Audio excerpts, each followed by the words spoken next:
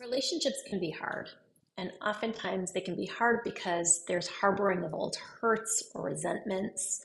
This can occur in romantic relationship, in friendships, and family relationships, and it's quite common. And it's quite commonly the pain that exists inside of a relationship. In addiction um, circles, they have a saying that resentment is like drinking poison and then waiting for the other person to die. And that really points to the work that is important for all of us when we're holding hurt or resentment. And it points to the fact that it's our own work, that it's forgiveness work. Forgiveness, however, is a bit tricky. And one of the things that I really like to emphasize when I'm working with clients and for myself as well is that forgiveness is not something that you can just force. You can't just force yourself to forgive yourself or forgive somebody else. It doesn't work that way. Forgiveness is this beautiful thing that you receive after doing work, after doing some things to plant the seed and prepare the soil for forgiveness. And so, what is that planting of the seed? What is that soil? So, the first thing that I always think about when it comes to forgiveness or letting go of resentments is tending to that place of hurt inside. So, it's really important to have this nurturing, caring practice where you're tending to the hurt feelings, because without that, you really can't move forward. It's very difficult to have, um, to try to get over something or to try to look at it differently when there's a hurt place inside that's not been cared for. So that's definitely the first step. Um, the next thing, or another thing that's really important, is taking responsibility for your own part. And so sometimes that's really obvious. We can have certain things that happen in a relationship and we know, oh, we were part of the problem.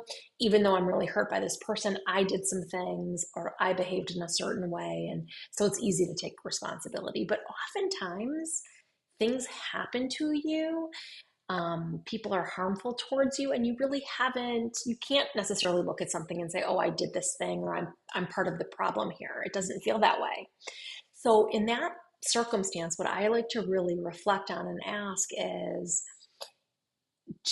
was there any type of self-abandoning that happened inside of this relationship or inside of this experience? So a couple of examples of that would be, let's say you have a family member who you feel resentful or hurt or have hurt with, and you ask yourself, was there self-abandonment? You might realize, yeah, I never really respected my own limits inside of that relationship. I always kind of bulldozed myself and showed up when I didn't want to show up or things of that nature.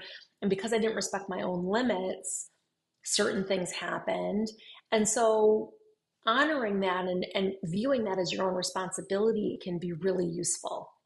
Another example is somebody who over time has hurt you, let's say a friend, and you weren't wanting to see it clearly, and you weren't adjusting your expectations based on what they could offer you. That's another example of looking at yourself and saying, well, I really wasn't realistic here. I wasn't seeing things clearly. So it's not about beating yourself up or telling yourself that you were wrong, but really looking at your part of it and honoring that. And with that in time, you really honor yourself. And what oftentimes happens is you start to really honor the other person, whether or not you keep them in your life.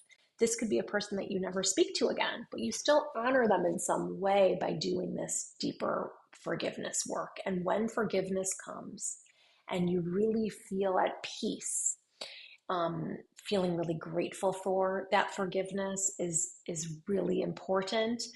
And letting go of all of the hurt that had been there. It kind of naturally occurs, but seriously letting go of the ideas or the stories that you had in your head. And what the gift that comes with it is you no longer have fear around relational hurt in that same way. So it doesn't impact all of your other relationships. Thank you.